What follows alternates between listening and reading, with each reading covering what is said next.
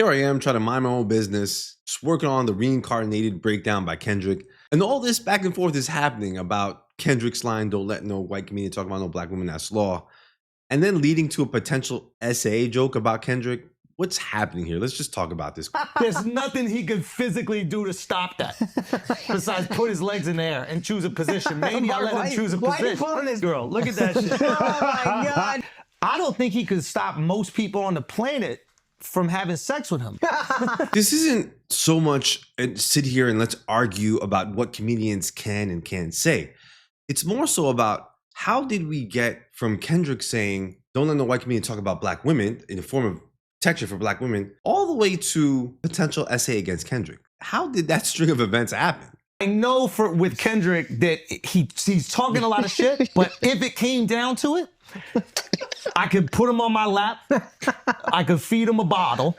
And what does that ultimately say about what Kendrick's actually probably trying to bring light to here? Kendrick Lamar said in Whacked Out Murals, don't let no white comedian talk about no black woman as law. I know probably gonna work. In this line, somewhat set a firestorm of controversy and debates across the internet about who Kendrick was referring to and whether or not it's okay to make comedic jokes about race and culture that may offend people. But not only has this become a debate about where the limits are in comedy, it's even more so about how much people allow a white comedian to make jokes involving race.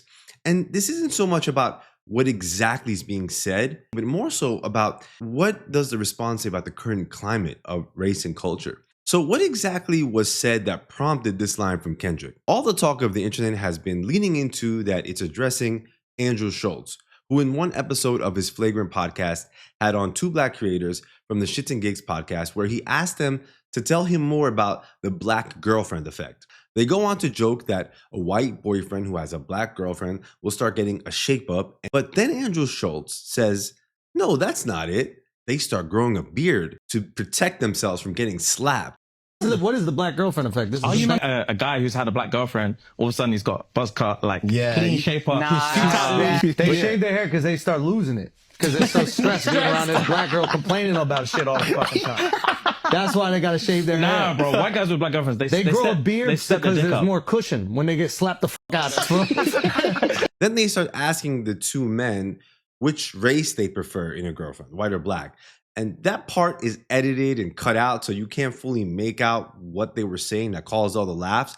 But you can hear someone from the side kind of say, that means white, maybe hinting their preference was white. I don't know. They all start laughing, and Andrew Schulz yells, Kendrick fans, get him.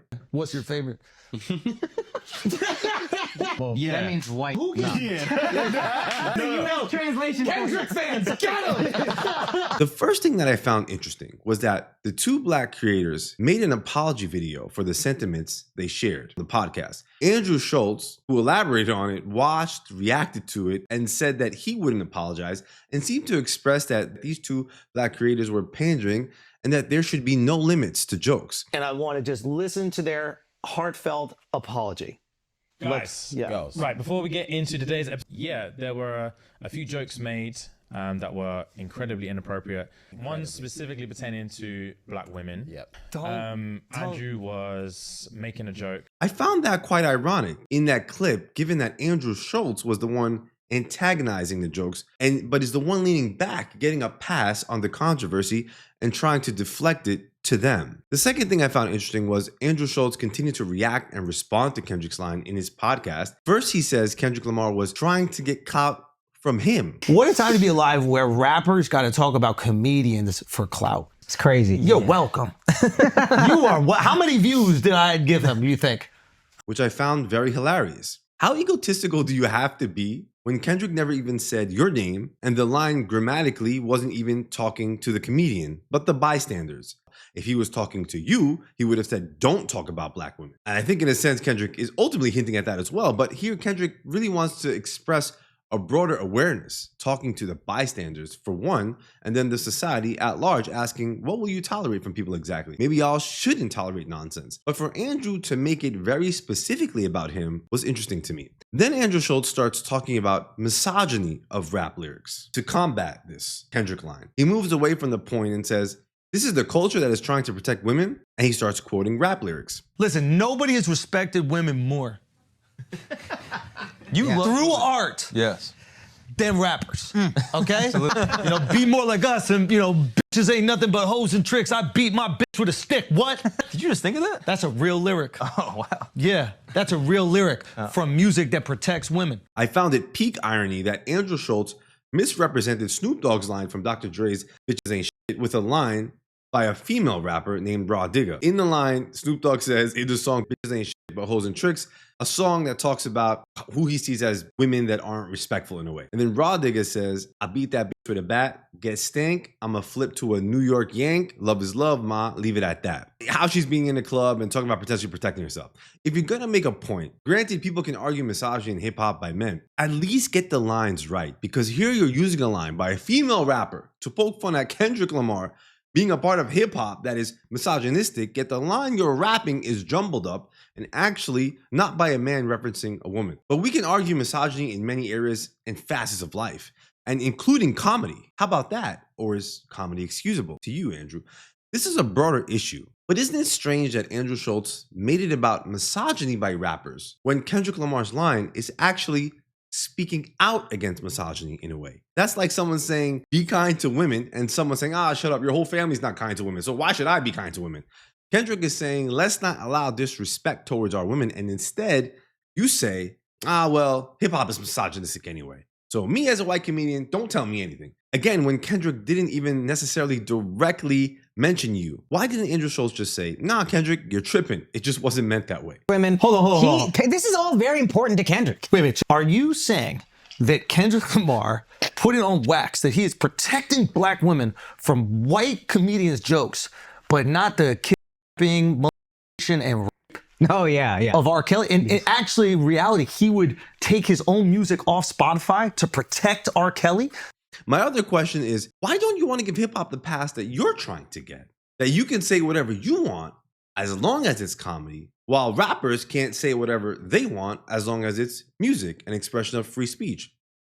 And that's the irony of all this. There does seem to be a play against disenfranchised communities. Instead, Andrew Schulz proceeds in another podcast episode to make jokes about how he could potentially essay Kendrick if they were alone and he was without a security. I don't even know if I'll get hard. But if we're in and I'm like, man, I might as well fuck you.